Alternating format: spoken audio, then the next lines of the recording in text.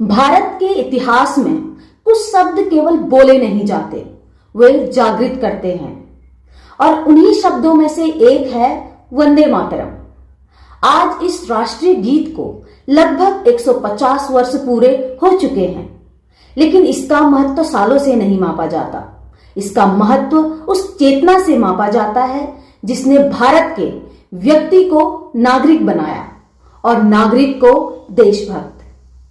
1870 में जब बंकिम चंद्र चट्टोपाध्याय ने वंदे मातरम लिखा, तब भारत एक राजनीतिक रूप से जागृत राष्ट्र नहीं था, लेकिन भावनात्मक रूप से भारत हमेशा एक सांस्कृतिक सभ्यता रहा है। नदियों, पर्वतों, खेतों और अनगिनत भाषाओं से बना हुआ इस गीत की सबसे गहरी ताकत यही है।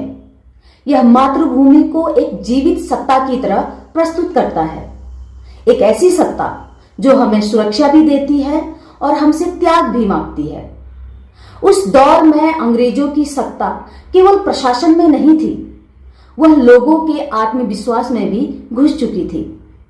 भारत को कमजोर, असंगठित, टूटे हुए रूप में प्रस्तुत किया जा रहा था, लेकिन वंदे मातरम इस मानसिक दास्ता का पहला बड़ा विरोध था। यह केवल आंदोलन का गीत नहीं था, यह इंडियन सेल्फहुड का दावा था। एक घोषणा कि हम अपनी भूमि को केवल टेरिटरी नहीं मानते, हम इसे मां मानते हैं।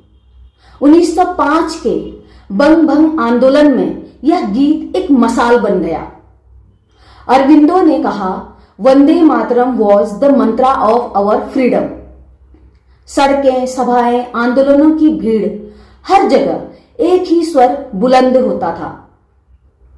और यह शायद पहली बार था जब किसी गीत ने पूरे उपमहाद्वीप में एक कॉमन इमोशनल आइडेंटिटी तैयार की। जब 1896 में रविंद्रनाथ टैगोर ने वंदे मातरम को सुर में गाया, तो यह सिर्फ संगीत नहीं था, वह एक अनुभव था।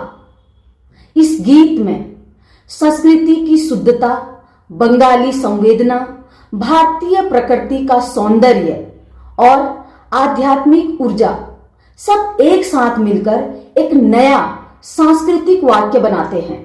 मातरम शब्द में जो करुणा है, वह किसी भी राष्ट्रगान, किसी भी राष्ट्रीय गीत में शायद ही मिलती है। आज 150 साल बाद भी वंदे मातरम का अर्थ केवल इतिहास नहीं है, यह हमें रिमाइंड करता है कि राष्ट्रभक्ति शोर नहीं है, यह जिम्मेदारी है। यह बताता है कि भारत की शक्ति उसके हथियारों में नहीं, उसकी संस्कृति, विचार, समानुभूति और एकता की परंपरा में है। एक आधुनिक लोकतंत्र में वंदे मातरम का अर्थ है देश की आलोचना भी ईमानदारी से करना और उसकी रक्षा भी पूरे समर्पण से करना। इसीलिए 150 वर्ष के बाद भी यह गीत सिर्फ गाया नहीं जाता, यह महसूस किया जाता है। यह हमें हमारी जड़ों से जोड़ता है और भविष्य की ओर धकेलता है। वंदे मातरम सिर्फ एक वाक्य नहीं, यह भारतीय आत्मा का शाश्वत स्वर है। आपके अनुसार आज के भारत में वंदे मातरम की सबसे महत्वपूर्ण व्याख्या क्या है?